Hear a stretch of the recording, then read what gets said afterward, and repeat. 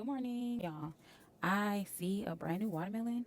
I'm not gonna get close because there's bees and wasps over there, but if you look, there's a brand new watermelon right here. Let's see if I can, right there. And as y'all can see, there are bees jumping flower to flower. So I am hoping that they don't skip over that watermelon, because if they don't, that means we'll have more watermelon coming in.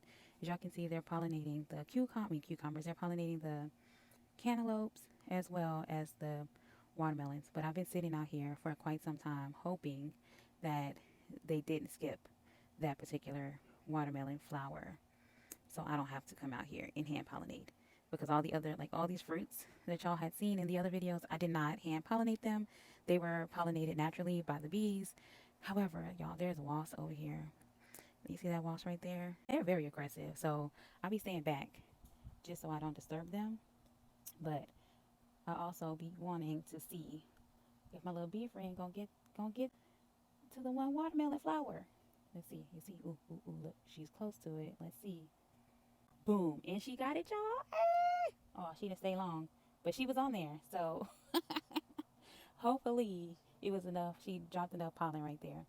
But you can't cross pollinate cantaloupes and watermelons.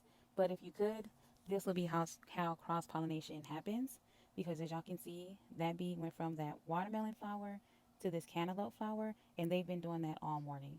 So typically, if this watermelon patch here and that watermelon patch there are two different watermelons, that is how the seeds will cross pollinate. Because I do believe this is a total different watermelon patch than the one that's over there, because it's buried here or sold there, and then the other one is sold way over there.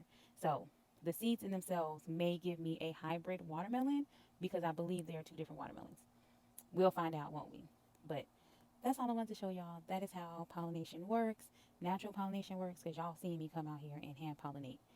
I'm not gonna lie, y'all, it's so peaceful. Gardening is so peaceful. Coming out here watching these bees do their job is so peaceful. And it also lets me know that we on the right track. We are on the right track in my garden.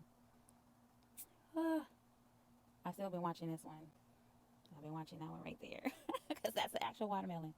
But that doesn't have pollen on it, just so y'all know. That is why the bees typically go to the male flowers, because the male flowers have the pollen and the female flowers do not. They need the pollen to create the actual watermelon. But look, ooh, boom, she dropped some on there. I'll give y'all an update. If that stem starts dropping like this one did, then we have another watermelon. Happy gardening, y'all.